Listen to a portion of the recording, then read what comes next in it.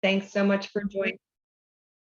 Thanks so much for joining us today. My name is Mary Steyer, and I'm Candid's Director of Communications, and it's my pleasure to moderate today's conversation about how to use data to inform funding decisions. So we'll get started with some introductions and then move to a demonstration of the Media and Democracy Grants Data Map, and then we'll move to a discussion and Q&A. Couple of things to get us started, a few housekeeping items. While you settle in, if you could go to the data tool on democracy.candid.org or the funders map on mediaimpactfunders.org, you can do a little exercise to type in your foundation's name under organization name field and more filters. Select 2019 as the grant year and check out the grants listed matching your funding for democracy or media in 2019. So something to kind of kick things off, a little practical demonstration. A few other things, today's conversation will be recorded, and that recording will be on the Media Impact Funders website, just the panel portion, so please don't hesitate to ask any questions that you like. That portion will not be put on Media Impact Funders websites. All of you, as you're joining, are muted. This is to reduce background noise. If you accidentally unmute yourself, we'll go ahead and mute you, and you can feel free to put any questions in the chat as we go. We definitely want this to be an interactive conversation. So please pop your questions into the chat. We also have auto live closed captioning today. You'll just need to click into that in your Zoom menu if you'd like to access it. And as those questions come up, we'll call on you to ask them live during the Q&A portion. All right, wonderful. So let's start by introducing you to our wonderful panelists today. I have the pleasure of introducing Supriya Kumar, who is Candid's Global Partnerships Manager. She supports the organization's quantitative and qualitative research and data-driven initiatives with the goal of advancing knowledge and practice in philanthropy. Also joining us is Dr. Jason Franklin, who is the founder and principal of Katisis Capital, through which he serves as a strategic advisor to a mix of progressive individual donors, families, foundations, and philanthropic collaboratives. Jason has spent over 20 years engaged in progressive philanthropy across a wide range of roles, including donor advisor, scholar, grant maker, family and independent trustee, and donor organizer. We're also joined by Leah Trusty, who is a program associate at Democracy Fund, a private foundation working to ensure an open and just democracy that is resilient in the face of change and serves all communities. As part of the Public Square program, Leah's work focuses on supporting newsrooms led by and serving communities of color, the training, recruitment, and retention of journalists from historically marginalized communities, and building more just and equitable practices across the news industry. So thank you all for being here today. And with that, I will hand it over to Supriya, who's going to do a quick demonstration on how to use the tools we'll be discussing. Great, thanks, Mary. Hi, everyone. Thank you all for joining. As Mary said, I'm a global partnerships manager here at Candid, and what that really means is I get to work with partner organizations like the Media Impact Funders, and we develop data-driven resources that are helpful for the field. And two of the resources I help to manage are the Foundation Funding for U.S. Democracy site and the Media Funding Map, which we're going to look at today. So we're going to be talking about how funders can use data to better inform their decision-making. And we're using these two sites as examples of publicly available tools that are out there. So with that, I'm going to share my screen. I will just note that, this is going to be very, very quick demos because we wanted to spend a lot of the time in the discussion part. So if you have any questions at all about the tools, please do reach out and I'll try and get to answer your questions. And I think we'll be sharing an email address as well later on, so you can reach out if any other questions come up. So the first site is actually available at democracy.candid.org. And when you get to this website, you'll see a few of our resources listed out top of what's available on the website. If you click on data tool, this is really where we'll be spending most of the time today. And in here, you'll see at the very start, you'll get a dashboard view of how many grants we actually have in the tool. So you'll see as of today, we have over 166,000 grants covering about $14 billion. So just to give you a little bit of background, both of these tools are hosted by Candid, and the way we generally source our data is through two ways. One is that funders directly contribute their data to us, but for the most part, we're actually sourcing most of our data from IRS 990 tax forms. And we also do a bit of web scraping. So we do look at foundation websites and press releases to try and gather as much information as we can. So I know we briefly gave you that task of going in and finding yourself. So I will be curious to hear if you were able to find yourself and how much data you saw. But really, if you're not seeing your organization's data as you expect to see it, I do hope you'll reach out, because the data is only as good as we can receive. And the majority of the times when funders share their data with us, those are more detailed descriptions of the work they're doing. And so we're also able to better code it and use it better. So in terms of this site, the way we code the data is under 4 broad topic areas: campaigns, elections and voting, civic participation, government, and media. And within those sites, you'll actually see subcategories. And every time you select a category, you'll see the tool does automatically reflect the new total depending on what category you've selected.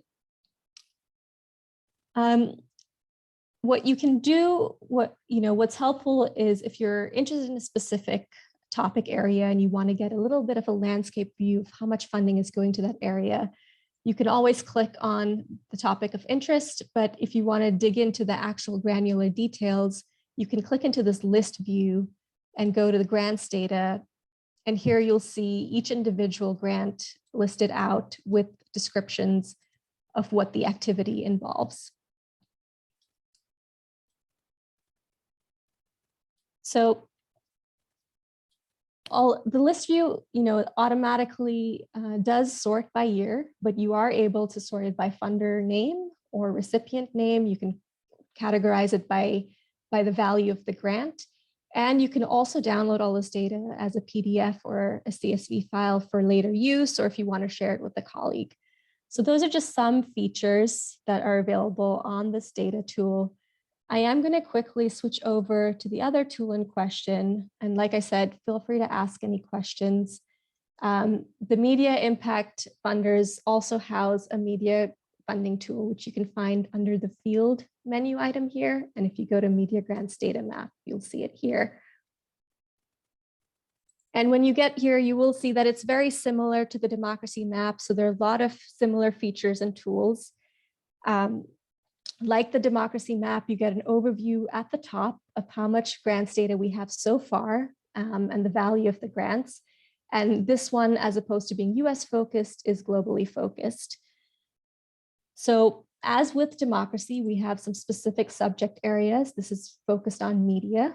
And if you ever want to look at, for example, how much money is going to media access and policy, you can just click on that specific category and you get a brief overview of how much dollars we've been able to capture. So for example, one use case of this tool is if perhaps you're a funder who is interested in entering the space of media access and policy in Brazil, for example. You can then enter the location here and click on Brazil, and it will give you a little bit of a deep dive into the country. As with the democracy map, you can always view the granular data if you want to look into it and see who the foundations that are involved, as well as the recipients that are involved. And one additional tool that I think is pretty cool, especially for funders who are looking to collaborate, is this constellations piece.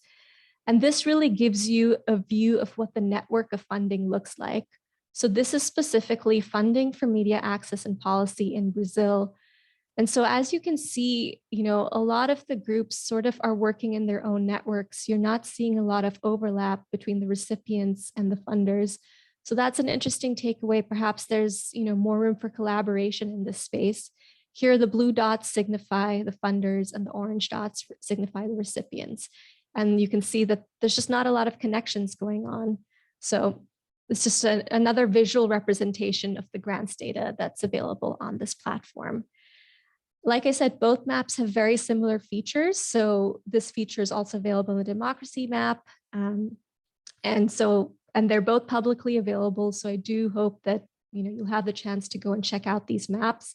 We'll provide the URLs again so that it's easy access for you. But if you have any questions during the session at all, I'm here and can answer those. But with that, I'll stop sharing the screen for now and turn it back to Mary. Thank you, Supriya. It's super helpful to see how people can drill down, especially like with that very hyper-local example of Brazil. So appreciate you doing that. Now we're going to go to the main portion of today's webinar, of today's session, talking with Jason and Leah, so we can understand a little bit more about how they've used the media grants data map and the democracy grants data map in their work. Just a reminder, please do drop your questions in the chat. We will have a Q&A session, a Q&A period at the end where we'll call on people live to ask those questions. So feel free to do that. I'm going to go ahead and stop my share so that we can focus on Leah and Jason for a moment. Let's start with you, Leah. I'd love to hear about how these maps inform your work, how they helped you identify investment gaps. Sure. So in 2017 and part of 2018, Democracy Fund actually released a series of reports on Hispanic, Black, and Native-led media. And those reports sort of gave us a very close look at the specific challenges, but also shared challenges between each of those sectors of the media.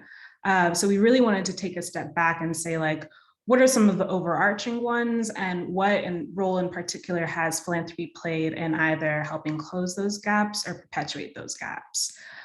So in 2018 and 2019, we worked really closely with Dot Connector Studio. Major props to Jessica Clark, Katie Donnelly, and Michelle Polyak, who were just super incredible during this time in producing those reports for us. And we really honed in on the media map specifically to look at a host of organizations, and we saw some really interesting trends and gaps. I think anyone who's been in media and philanthropy for any amount of time knows pretty intuitively that historically they've both been pretty exclusionary, but seeing the numbers as starkly as they were sort of just changed the game for us, I would say, as a funder. And here are two charts. The first one on the left is actually from the 2018 report. And that is a really interesting breakdown of the sorts of funding that organizations typically receive from foundations, anything from general operating, capacity building, leadership support, so on and so forth. And I think for us, that was really interesting because now our policy is, when we can, we try to give as many general operating grants as possible, because we know when we get a little more specific, it can be limiting. But to actually see the breakdown like this was incredibly helpful for us, especially as a newer funder. And then on the right, we have the stat that I think we've used with fundraising in general. Between 2013 and 2017, of the $1.1 billion going to journalism funding, only 8.1% of those went towards DEI. And this was really the basis for us co-founding the Racial Equity and Journalism Fund at Borealis Philanthropy with several other peer funders. Just seeing these numbers and knowing that, like, if we want to do more for POC-led and serving newsrooms, then it's going to take many of us to do this work. And just having this data to ground that work has been incredibly helpful. Thanks for that, Leah. Jason, do you want to share a bit about how you use these maps and this data in your work as well? Sure. So a couple of examples I was just sharing with the panelists. The first one I share is actually 4 hours old. So when you talk about live uses, we have just begun at Cataisis Capital working with a new individual donor who is planning a 4-year investment, and she wants to really focus with this grant portfolio on the intersection of democracy and journalism. And so tools like the that DEI in journalism report that Leah was just talking about, one of the several touchstones is we're helping her understand the map and the landscape that she's coming into. What does it look like for a new funder who's trying to figure out where to focus? And I think that's a real prime example. It's a use I see over and over for a funder who's new to a space, or a funder who's thinking about which additional spaces should we enter how should we focus our funding in a new space? We're going to add a democracy portfolio. Let's look at the democracy funders map to be able to get a sense of the landscape that we're entering into. Another use I've done, so I serve as a senior advisor with One for Democracy, which is a campaign working to inspire individuals, families, and foundations to commit 1% or more of their giving to democracy work every year. And we've used the democracy funding map to both inform the framing of One for Democracy's policy priorities. People regularly ask, well, what are the things we should be funding in democracy? And looking at the democracy funding map from Candid was one of the sources, along with several other reports and kind of groups that are working on framing what are the wide range of issues facing our democracy. How do you sort those into buckets to help people understand, and trying to line up the framing we've been doing with the data that's available. Also ideally lets you track how you're doing over time. We've also used the democracy map to basically look for co-funders, look for possible partners. That is the reverse strategy of looking at who has been funding may tell you who might be interested. I also know from friends in fundraising, it's always the who's given to my colleague organizations, they might be good funder prospects for us. But we're not talking about use for a fundraising side in this conversation, principally. So yeah, those are two concrete examples though, for One for Democracy and kind of the framing and co-funding, and then for an individual funder who's entering the field, how can it help inform her giving? An example that's 4 hours old, I love it. Talk about fresh data. I feel like it's a pretty natural shift then to ask, as a funder, Leah, how often do you use data in your decision-making around funding? So we're using data all the time, and that can look like a lot of different things, right? So I think like many of our peers, we're in the middle of strategic planning, determining the next chapter of the Public Square program, and we'll use these sorts of maps. We'll use top-level data, working with our strategy, impact, and learning team and outside consultants to really think about what is the data that we need to really determine the future direction? What is the data that we need that exists? And what are like the sources that we can maybe help create in this process? For that sort of data, I would say it's probably more overarching strategic direction rather than by a grants basis. But I think equally important is the data that we are collecting every day from our grantee partners, from our peer funders, from attending events like this in the field, annual reports, one-on-ones, like those conversations are really rich. And I think we have been able to gain a lot of knowledge just based off of the networks that we're very fortunate to be able to build and be a part of. And I think a combination of that sort of quantitative and qualitative data is really important for any foundation when determining like where they want to put their dollars in their investments. Yeah, I'm curious, sort of outside of both of your immediate uses for the maps, have you seen other funders using these tools in specific ways, or have you explored with any of them possibilities for how they could use the information in both maps? Yeah, there's so many possibilities. I mean, one that I've been exploring, and this is just at the first steps, there's another mapping effort which I have been a co-funder of that's called, also called Democracy Maps.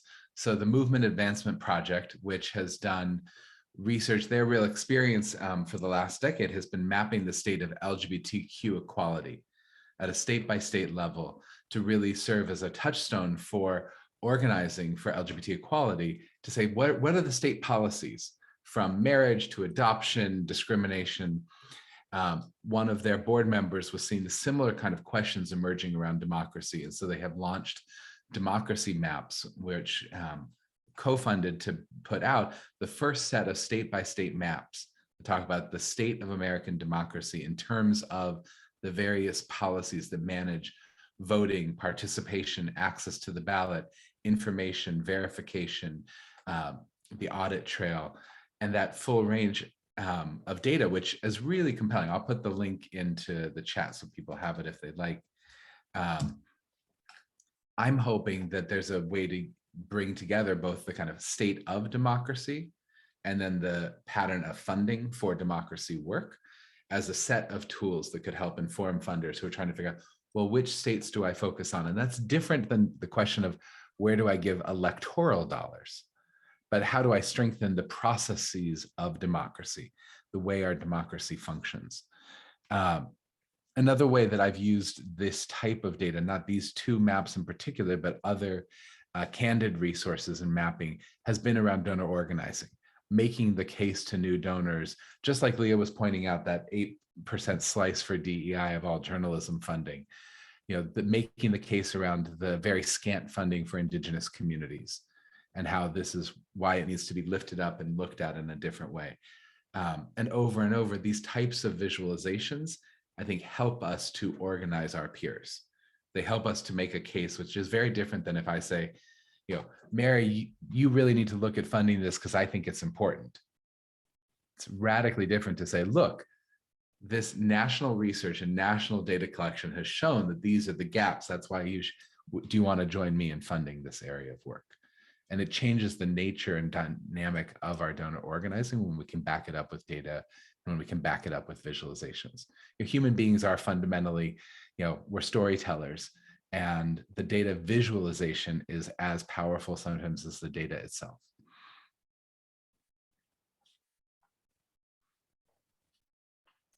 Yeah, it's kind of amazing to see how all the dots get connected when you start bringing together these different tools. Outside of these two maps, outside of the map example you just gave, Jason, I'm curious, Leah, are there other places that you turn to for your data needs? There are a lot of options out there. What are some of your go-tos? Honestly, relying on our grantee reports has been really fantastic, both the ones that they'll submit to us as just part of their grant reporting, but also the public-facing ones. I think it's been really important to just block off time for reading through all of those. That in itself is part of the work, but it's a fun part. Webinars like this one, I think, there are truly a host of places, and I really think it just depends on what you're trying to get out of the data you're looking for and what decision making you're trying to do.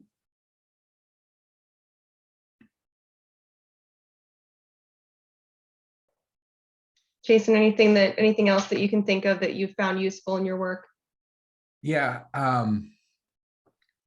I mean, the challenge of all of this data is what is available in any consistent way. There are, and I have been the author of the moment in time snapshot reports. And those snapshot reports, both what gets gathered and shared internally for a decision-making process and what gets shared publicly as a tool for the field, are incredibly important. One that I thought was really interesting in the democracy space, what came from the Leadership Now project. They put together a state of the democracy market, and they were trying to bring together C3, C4, political funding, pulling those different data streams together to say, like, how big is it? They mostly focused, in their case, interestingly, on the political, on the FEC data that is disclosed. Because the C4 data is very hard to find. There's very limited disclosure. There's very limited data out there. And then there's the C3 data that Candid collects. So piecing those pieces together for someone who's in the democracy or political space, trying to get a sense of what does the landscape look like. There's the political data often gets pulled in. But then over and over, I tend to work with, where can we pull this data? Where can we pull it from individual grant reports? And then how can we collate it and present it out? And part of the opportunity and the challenge is, we need the consistent data, but then we also need specific data to answer the questions for our funding strategy. What does it look like to fund democracy work in the Rust Belt? Well, I need to dive deep in a very particular place so I can pull data from these sources, but then I need to pull in extra. My hope, I wish that more people made public versions of the private reports they have. I cannot tell you how many private reports I get, or even occasionally the private reports I write, and how hard I have to advocate to create just a public version with the parts that are safe to put out into the public, the parts that don't compromise your grantees, the parts that you feel confident in the data, that you feel comfortable putting it out publicly. We can often share, like, this is the best data I've got, but big caveats if I'm just talking to the team. What I put in a published form and go out on the web has to be much more rigorous. I have to feel more confident. But I think we would all do the field of service if we put more pieces out into public, even if they're just slices of the full picture.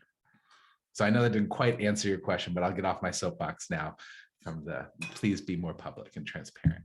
But that's a pretty cool way to sort of roll together a challenge and an opportunity all into one example. And I think that is when you are looking at a lot of different options for data, thinking about how you use these different tools, challenges and opportunities kind of go hand in hand.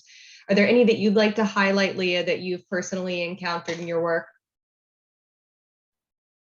Yeah, I'll say the 1.1 billion or 8% of 1.1 billion, that data is already outdated, right? That was from 2013 to 2017. So, I would hope that that number has moved up, and something that I'm thinking about, after the many pledges we got from philanthropy and foundations following 2020, how do we continue to track the funding of racial equity and journalism over time to make sure that that slice of the pie is growing, I think is really critical. And in the same report, we actually did some 990 scraping as well. And by we, I mean Doc and I just studio of several of the DEI centered organizations to find out which portion of their revenue came from foundations.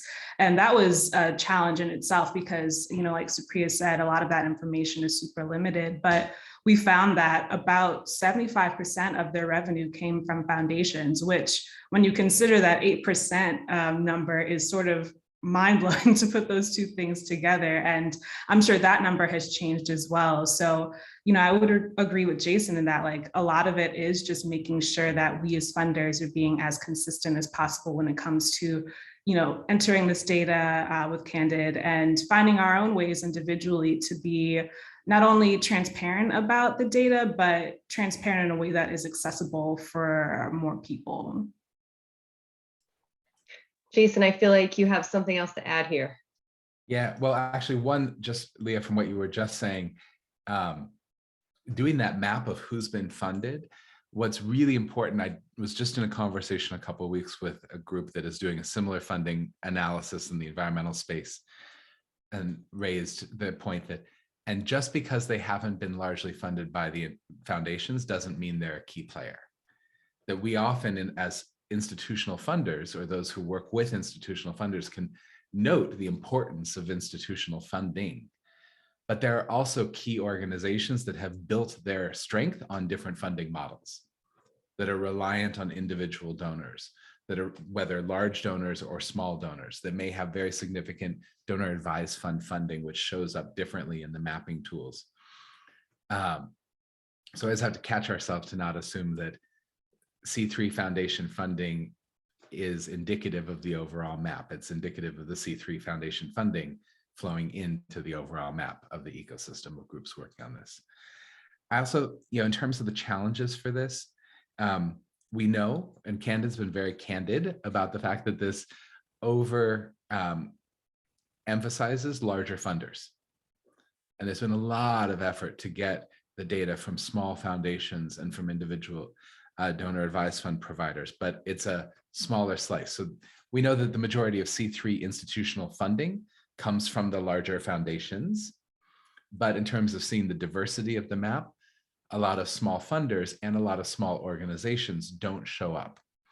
So that long tail of small funders and that long tail of small organizations does get lost sometimes in these visualizations. It's come a long way in the last 10 years from where it used to be, but that's a challenge.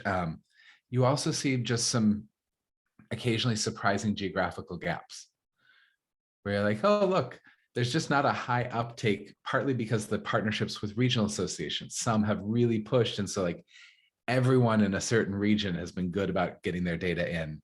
And then you move 2 states over and you're like, there's a lot less. And we really just see the national funders who put their data in, but we don't see the local, even mid-sized foundations in certain regions. So always important, I think, to like question, is the distribution because of the data source or because of the actual practice?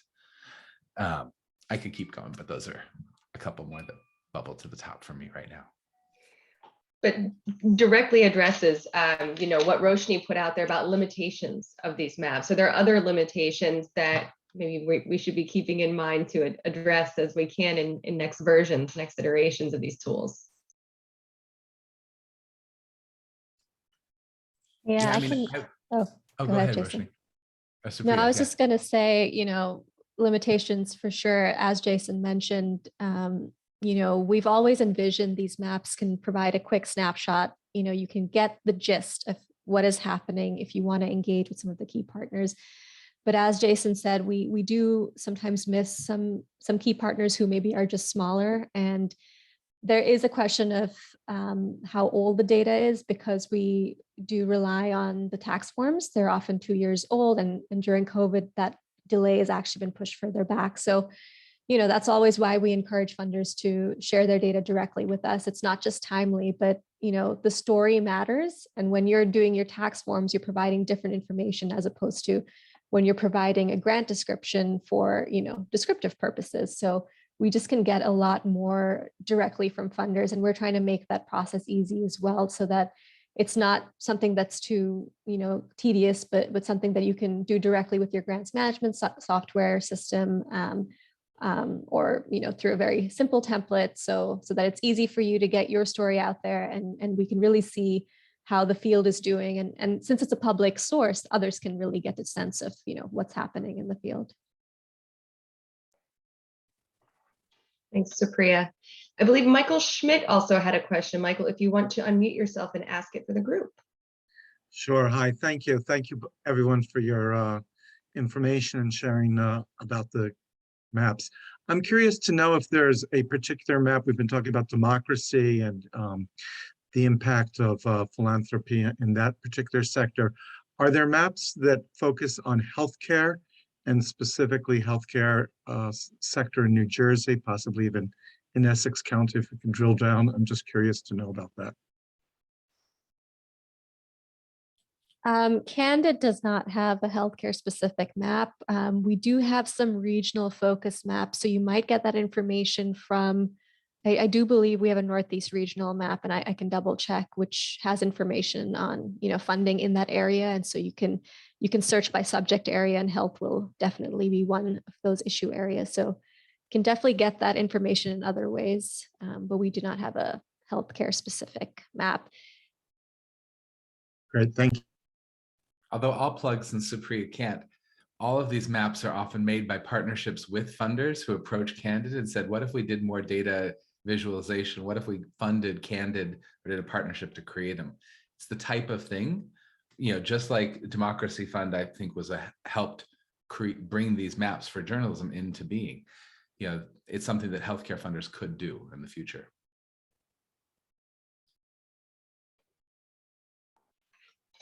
Thank you both. Any other questions that people would like to drop in the chat, or you can go ahead and unmute yourself and just ask Jason, Lee, and Supriya directly.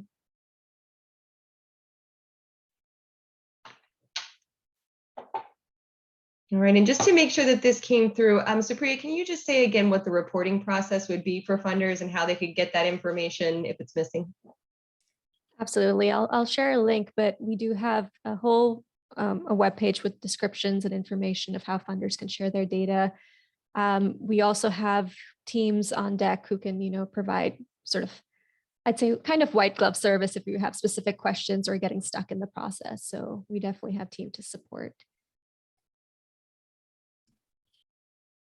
All right, I'll jump in with a question I got from somebody who's actually, I don't see their name on here, but who was saying, I hope to come, and here's my concern. They said to me that they're worried that people are going to make decisions based on these maps and not acknowledge the limitations. And she said that to me. I was like, I actually think it's kind of a false flag argument. I have never seen a funder make grant decisions based on Candid or Foundation Center maps or data. I have seen them use it to inform strategy, use it to inform direction, use it to identify gaps. But I've never seen, I've never heard of anyone who's like, I looked at your data and then I made a set of maps or grants based on it. Or I looked at your data and decided, therefore, we'll do these states, not those states. And I want to name it because I think it's sometimes the stumbling block where people say, oh, the data is incomplete, so you can't use it. That's like saying, we don't know everything about COVID, so we're not going to take any action. Or we don't know the complete problems with democracy, so we're not going to take any steps. Or we don't know every other funder in our city, so we're not going to start funding. We never have full data, right? Candid will always have data that will be 1 or 2 or 3 years out of date because it's relying on tax forms. And even as we get more contemporaneous data through direct partnerships, you're always going to have data that's behind. We're always going to have regional gaps. We're always going to have issue gaps. We're not going to get every funder to contribute. And having some data is better than no data. Looking at trend lines with caveats is better than going blind. So I just want to name it because I've heard it not just from my friend earlier today, but from others who are like, oh, well, there's problems with the data, therefore we can't use it. I'm like, I have never seen a perfect data set. Even the census, we know how many problems the census, which is supposedly a complete data set, has. We have huge political fights about it. There's no such thing as perfect data, and we can't let ourselves not use the data we have because we don't have perfect data available. That's a great point, Jason. We've all got problems to solve, right? But we should still be moving forward. Beta also had a question if you want to come off mute and ask it. Thank you all. This has been really interesting and helpful. I imagine a lot of what you're talking about is more about data usage for program decisions and staff level analysis. How does this translate to the board level? You want to keep them in their strategic area, but also they need some information to inform decision making. I would love to hear a little bit more about that aspect.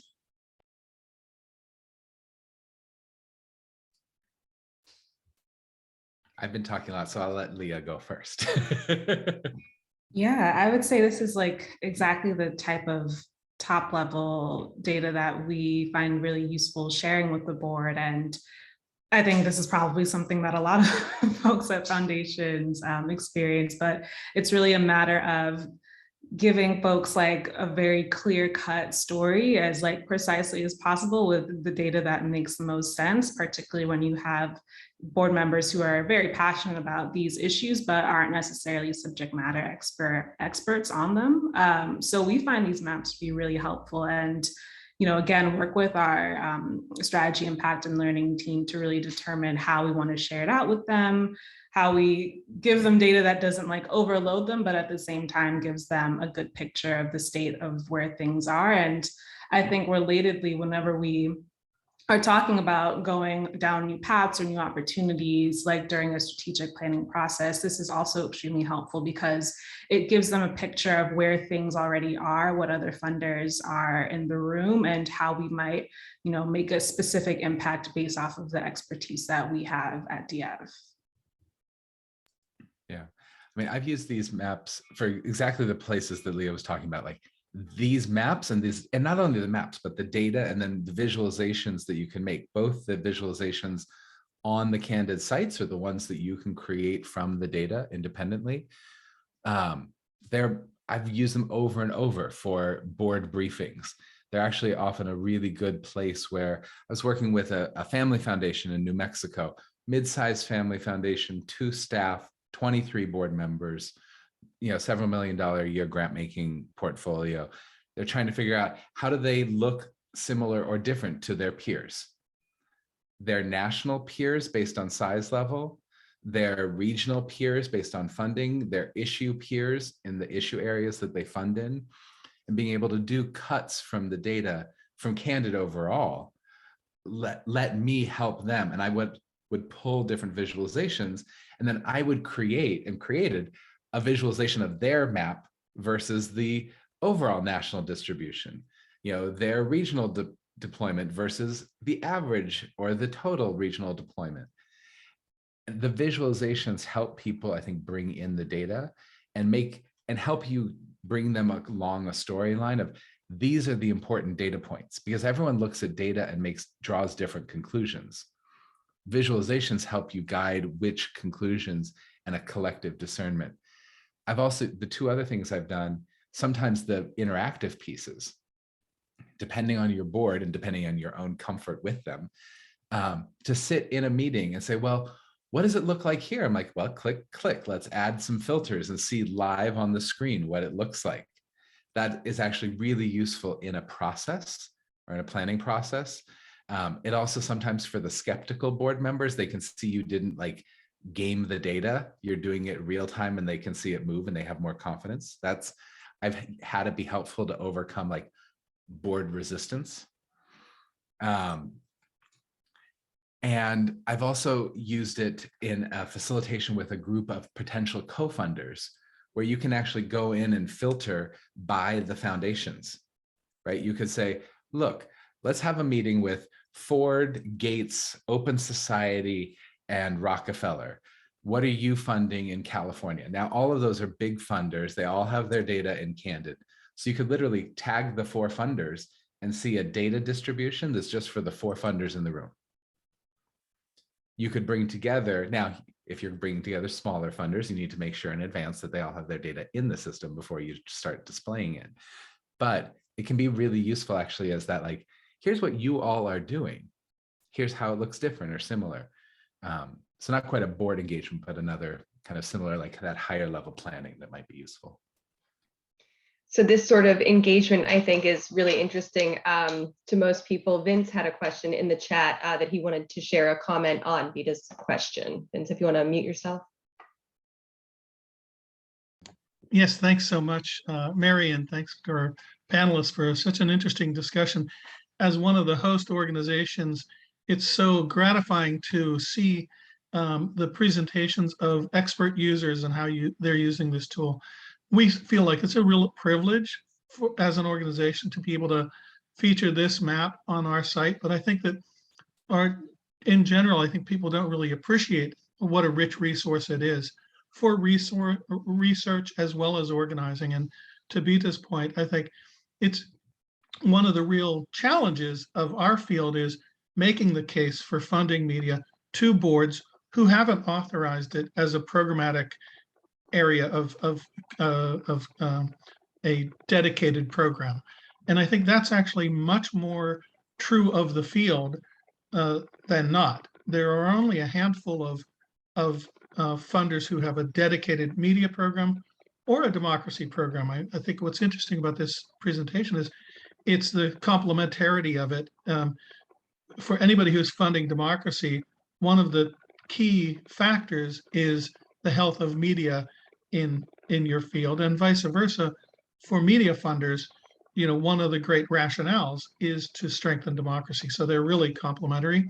But I think that the largest area of activity in our field is by smaller players or organizations who do a relatively small amount of media funding as part of their total activity. So the map is extremely useful in identifying patterns and practitioners in this field who you might not otherwise know or see in their program areas. And so the map is extremely helpful in finding partners who either geographically or programmatically who are doing the grant. So I'll just flag that as another way, as you're thinking of making the case to your board members, see who else is doing media funding or democracy funding, and showing them that we're not alone in doing a little bit of this, and maybe we need to do a little bit more, because in fact there's a room full of people who are doing this work, but they just haven't,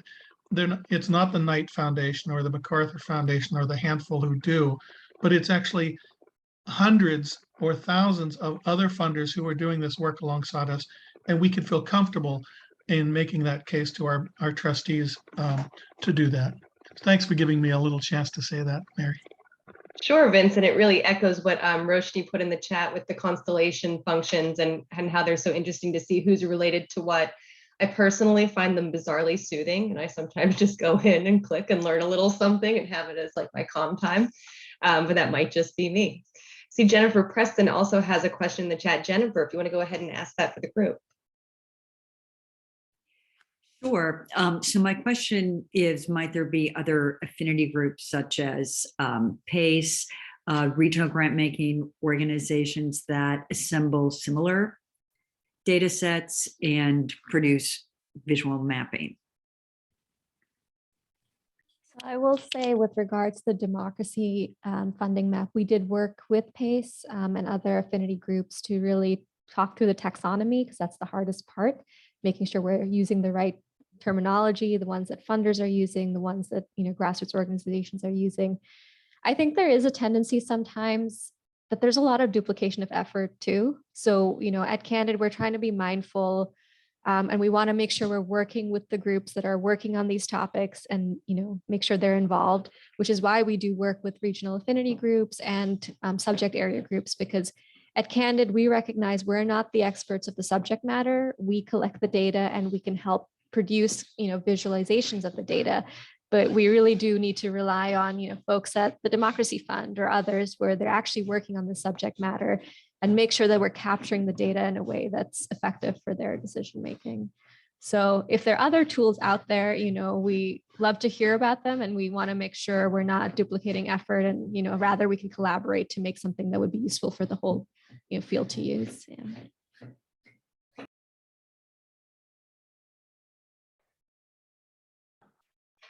All right, looks like those are all the questions in the chat. I want to make a little bit of space, Leah and Jason, for any final thoughts or words, and also just share our end slides so that people can figure out how to find us on social media. But Leah, do you want to go first with anything, any parting thoughts? This has just been a really great conversation. Thank you so much to everyone who was able to join us today. I'm really excited at the potential of continuing to use these maps to guide strategy, but also to really work across the field and bring in new partners for this work. I find that most of our most successful efforts, I would say maybe all of them, have been, in partnership with our peers across the field. And I think these tools from Candid and Media Impact Funders has just been one way for us to find more folks to bring into the fold.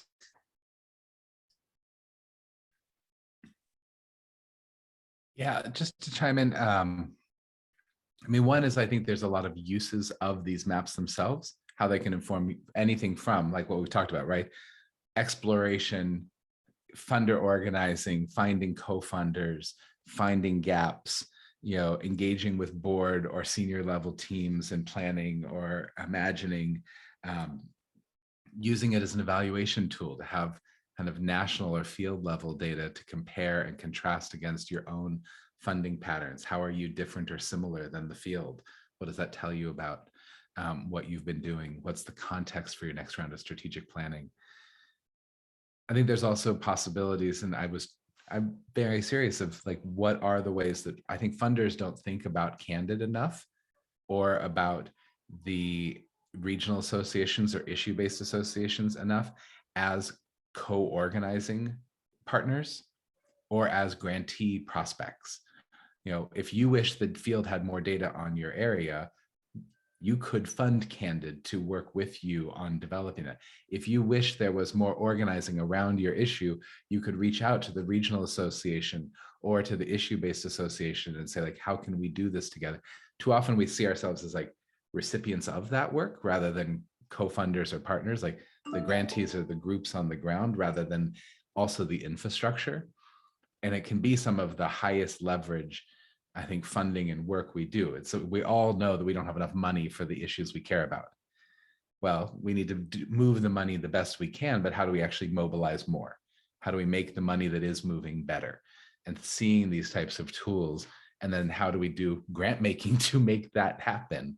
Not just wishing somebody else did it, I think is a really powerful piece. And then the third, and I think it's why, sessions like this are valuable to get ideas, but to really think about the full range of ways of how you could use this. What are the reports you can read or the interactive tools you can use? How do you reach out to Candid for advice or help? Like, hey, we can't figure this out. The team at Candid is available. The team at Media Funders is available. Not for everything, not for like, hey, will you spend 40 hours guiding me through every little detail? But a lot of times we get stuck with a question and we don't reach out. Or where you do need 40 hours or 400 hours and you need to like partner with a candidate or hire a consultant or do the work, but not get stopped that you don't know how to do it. Like, what do you need to take that next step? I think there's a lot of opportunity in using this data when we think about what do we need to take action versus, what am I able to do with what's already available? And so kind of thinking in that open and proactive way, it's really important. It's not just what we have, but what we could create. Thank you, Jason. I've been at Candid a little over a year now, and it's actually one of my favorite parts of being part of the organization is that people love those questions and love to explore them with you, and might not always have the exact answer that you're looking for, but are definitely here to partner on that thought leadership. So thank you so much, Jason and Leah and Supriya, for being our panelists today. This was a wonderful conversation. Thank you to Media Impact Funders for co-hosting this today. You can find Candid and Media Funders at our social media handles here. And if you have any questions, have a follow-up, feel free to email this democracy@candid.org email as well. And the recording, as I said, will be ready. The program portion of today's conversation will be up on Media Impact Funders website in the next week or so. All right. Thank you all so much. Thank you for joining us, and thanks for participating in a great conversation. Thanks, everyone.